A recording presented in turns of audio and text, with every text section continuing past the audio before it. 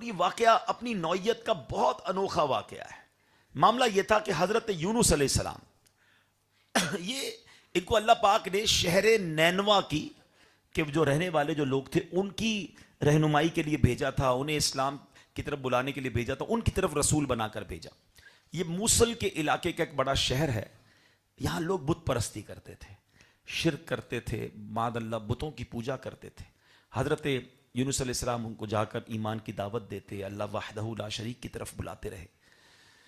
مگر ان لوگوں نے بہت بدتمیزی کی, حضرت یونس کو جھٹلایا, آپ کی بات کو انکار کیا اور سرکشی کی. حضرت یونس علیہ السلام نے خبر دی کہ ان قریب اگر تم اب ایسا نہیں مانو گے نا تو تم پر عذاب آ جائے گا. اب یہ شہر کے لوگوں نے میٹنگ کی. اچھا تھے بڑے عجیب لوگ, کہتے ہیں حضرت یونس نے کبھی جھوٹ نہیں بولا ہے, یہ جو کہتے ہیں سچ کہتے ہیں. اگر یہ کہہ رہے نا عذاب آئے گا تو اب آئے گا تو صحیح, لیکن جب یہ رات کو نکل جائے نا شہر سے تو پھر سمجھنا عذاب آنے والا ہے. اگر یہ شہر میں ہی ہے تو پھر سمجھ لو خطرہ نہیں ہے, کیونکہ اللہ کے نبی اگر ہیں تو نکل جائیں گے شہر سے. اب کمال کی بات دیکھیں, یہ مانتے ہیں کہ سچ بولتے ہیں لیکن ایمان نہیں لا رہے. تو یہ بات بھی یاد رکھیے, جن کے دلوں پر مہر لگ جائے نا کہ ان کے سامنے آپ ساری دلیلیں رکھ دیں, قرآن و حدیث کھول کھول کے بتا دیں, نہیں ماننا تو نہیں ماننا. اب یہ قوم یہ تو مان رہی ہے کہ حضرت یونس سچے ہیں, مگر یہ نہیں مان رہی کہ جو کہہ رہے ہیں وہ بھی تو مانو نا, اللہ ایک ہے, بت پرستی چھوڑ دو. انہوں نے کیا کیا, حضرت یونس پر واچ لسٹ بٹھا دی, غور کرتے رہے کہ گئے تو نہیں, شہر چھوڑ کے گئے تو نہیں. اب کیا ہوا کہ رات جب لوگوں نے دیکھا کہ حضرت یونس علیہ السلام شہر چھوڑ کے نکل گئے ہیں تو اب یہ ڈر گئے, ان کو سمجھ آ گئی کہ اب عذاب آنے والا ہے. صبح ہوئی تو عذاب کے آثار بھی نظر آئے, چاروں طرف سے کالے کالے بادل, کالی بدلیاں آنے لگیں اور پورے شہر میں دھواں چھا گیا. یہ منظر دیکھ کر کے لوگوں کو سمجھ آ گئی کہ اب کسی وقت بھی عذاب آ جائے گا. پہلے تو انہوں نے حضرت یونس علیہ السلام کو ڈھونڈا, وہ انہیں نہیں ملے.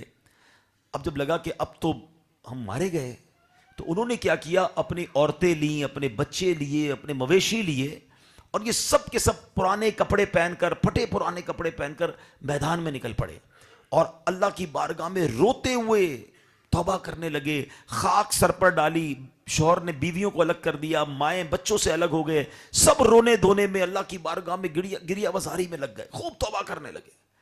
جو مظالم انہوں نے آپس میں کیے تھے ایک دوسرے کو, اس کو بھی معاف کروایا. جتنی حق تلفیاں ہوئی تھی ایک دوسرے سے معافی مانگنے لگے, یعنی اللہ کی رحمت کو پکارنے میں لگ گئے. ایسی سچی توبہ کی اور اللہ سے کہا کہ یا اللہ, حضرت یونس جو تیرا پیغام لائے ہیں ہم اس پر بھی صدق کے دل سے ایمان لاتے ہیں. اب اللہ کریم کو ان لوگوں کی جو گریہ وزاری تھی, جو توبہ تھا, توبہ کا انداز تھا, انکساری تھی, اللہ کو پسند آئی. رب کریم نے ان سب سے عذاب اٹھا لیا. وہ بادل بھی واپس چلے گئے, وہ دھواں بھی واپس چلا گیا. اب یہ لوگ تو چین سے رہنے لگے. اب معاملہ یہ ہوا کہ حضرت یونس علیہ السلام جب واپس آئے کہ اب تو تباہ ہو گئے اب شہر پورا. تو جب آپ شہر کے قریب گئے تو پتا چلا کہ شہر پر تو عذاب کا کوئی اثر ہی نہیں ہے. تو لوگوں نے کہا حضرت مبارک کو, یہ تو شہر بچ گیا, کوئی عذاب نہیں, آپ جائیں اپنی قوم میں. فرماتے میں کیسے واپس جاؤں, یہ تو مجھے جھوٹا سمجھیں گے. اچھا وہ لوگ سارے آپ پر ایمان لا چکے تھے, آپ کے کہنے پر اور آپ کے کہنے کے بعد جو عذاب کے آثار آئے تو وہ سمجھ گئے کہ حضرت یونس اللہ کے نبی ہیں, توبہ بھی کر لی, ایمان بھی لے آئے تھے. مگر چونکہ حضرت یونس شہر سے باہر تھے, وہ سمجھے کہ یہ قوم تو مجھے جھوٹا کہے گی اور مجھے قتل کر دے گی, میں کیسے شہر میں جا سکتا ہوں. آپ واپس مڑے اور اب آپ جو ہے وہ سمندر کے کنارے پہنچے تو وہاں ایک کشتی کھڑی ہوئی تھی, آپ اس کشتی میں بیٹھ گئے. اب یہ کشتی جب بیچ سمندر میں گئی تو وہاں کھڑی ہو گئی, نہ آگے جائے نہ پیچھے جائے. تو وہاں کے لوگوں کا یہ عقیدہ تھا کہ اگر کشتی بیچ سمندر میں کھڑی ہو جائے تو اب اس کشتی میں کوئی بھاگا ہوا غلام ہے, اب اس کشتی کو, اس غلام کو سمندر میں ڈبونا ہوگا تبھی کشتی چلے گی. ان کا رواج تھا. انہوں نے سارے کشتی والوں کے نام جمع کیے اور قرآن دازی نکالی. اللہ کی شان دیکھیں کہ اس قرآن دازی میں حضرت یونس ہی کا نام نکلا. ایک آزمائش کے بعد دوسری آزمائش, اور انہوں نے کشتی سے حضرت یونس علیہ السلام کو دریا میں ڈال دیا, اللہ کے نبی کو بیچ سمندر میں ڈبو دیا. اب اللہ کی شان دیکھیں, وہ تو کشتی دے کر نکل گئے اور ایک بہت بڑی مچھلی نے حضرت یوسف علیہ السلام کو نگل لیا. یعنی ایک کے بعد آپ غور کر رہے, ایک قوم کی وجہ سے وطن چھوٹا, کشتی میں گئے تو کشتی والوں نے ڈبو دیا, اور اب ڈبویا تو کیا مچھلی نے ہی کھا لیا. ہو سکتا ہے اس زمانے کی وہ کوئی ویل مچھلی ہوگی. اب اندھیرا ہے, مچھلی کے اندر آپ کو نظر کچھ نہیں آ رہا ہے، بالکل زندگی کی کیا امید ہوگی اگر کوئی بندہ اس طرح مچھلی کے پیٹ میں کچھ ہی لمحے کے بعد میں چبا لیا جاؤں گا، یہ جناب مارا جاؤں گا، کوئی بھی بندہ یہ سوچ سکتا ہے. مگر یہ اللہ کے نبی تھے نا، اللہ کی رحمت سے وہاں جا کر بھی مایوس نہیں ہوئے. اس مچھلی کے پیٹ کے اندھیرے میں آپ نے اللہ کو پکارنا شروع کیا.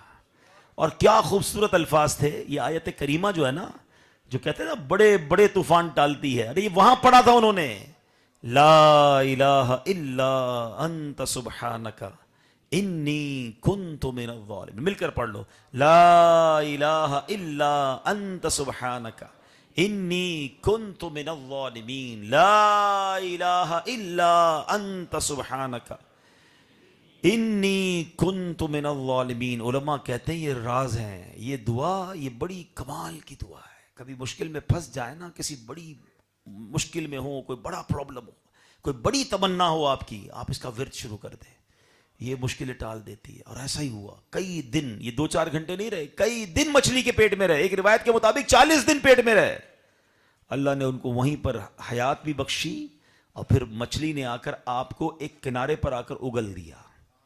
لیکن اتنے دن مچھلی کے پیٹ میں خوراک تو نہیں ملی نا آپ کو، تو آپ بڑے کمزور ہو گئے تھے. اور آپ کی جو جلد تھی نا وہ بھی بڑی سافٹ ہو گئی تھی، بالکل جس کو جیلی کی طرح کہیں. اللہ کی شان دیکھیں کہ وہاں آپ جب کنارے پہ گئے تو آپ کھڑے بھی نہیں ہو پا رہے تھے، تو آپ کے قریب ایک کدو کی بیل اگ گئی اور آپ کو سایہ کرنے لگی، اور پھر آپ اسی سے خوراک بھی لیتے رہے، ریسٹ بھی کرتے رہے. جب کچھ توانائی ملی تو اب آپ اپنی قوم کی طرف آئے، اور جب قوم کی طرف آئے تو قوم تو پہلے ہی ویٹ کر رہی تھی آپ کا، وہ تو آپ کو عزت کر رہی تھی، آپ کو شاندار انداز میں ویلکم کیا گیا، اور آپ اپنی قوم میں رہنے لگے. یہ واقعہ قرآن مجید میں موجود ہے. یہ پارہ نمبر جناب 11 ہے، اور قرآن پاک کی پوری سورت کا نام سورہ یونس ہے، اور اس کے اندر یہ واقعہ موجود ہے. تو اے میرے پیارے اسلامی بھائیوں، میں دیکھ رہا تھا بچے نوجوان بڑے شوق سے یہ واقعہ سن رہے تھے کہ آگے کیا ہوگا، آگے کیا ہوگا. یہ ایک واقعے میں اتنا انٹرسٹ ہے، اتنے کمالات ہیں، اللہ کی قدرت کے نظارے ہیں. پتہ نہیں کون کون سی کہانیاں، کون کون سے ڈائجسٹ، کون کون سی سٹوریز ہمارے بچے پڑھ رہے ہیں، اور ہم بھی ان کو کتابیں لا کے دے رہے ہیں. کہ ایسا نہیں ہو سکتا کہ ہم روز رات والد اپنے بچوں کو جمع کرے اور کہے آؤ چلو تم کو ایک قرآن کی کہانی سناتا ہوں، اللہ کے نبی کی کہانی سناتا ہوں. پڑھنے کا بھی ثواب، سنانے کا بھی ثواب ہے نا. چلے میں آپ کو ایک کتاب بھی بتا دیتا ہوں اگر آپ کو سارے واقعات پڑھنے ہیں. میں نے بھی اپنا بیان اسی کتاب سے کیا، اس کا نام ہے عجائب القرآن، غرائب القرآن. کمال کی کتاب ہے. حضرت مفتی عبد المصطفیٰ اعظمی صاحب نے کتاب لکھی ہے. مکتبۃ المدینہ سے بھی آپ کو مل سکتی ہے، dawat-islami.net سے آپ فری میں ڈاؤن لوڈ بھی کر سکتے ہیں. پڑھنے والے بنو نا یار. اب اس ایک واقعے سے سبق کیا ملتا ہے؟ کتنے سبق ہیں. پہلی بات کہ اگر اللہ کی ناراضگی ہو جائے اور عذاب کے آثار بھی نظر آ جائے، بلا نازل ہو جائے، تو چاہیے استغفار کرے.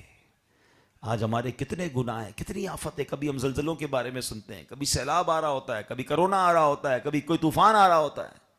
ہم غور کریں کہ ہمارے اعمال کیسے ہیں، تو ہمیں توبہ کرنی چاہیے، اللہ کی بارگاہ میں رجوع لانا چاہیے. وہ رب بڑا کریم ہے، گناہوں کو معاف کرنے والا ہے، وہ خطاؤں کو معاف کرنے والا ہے.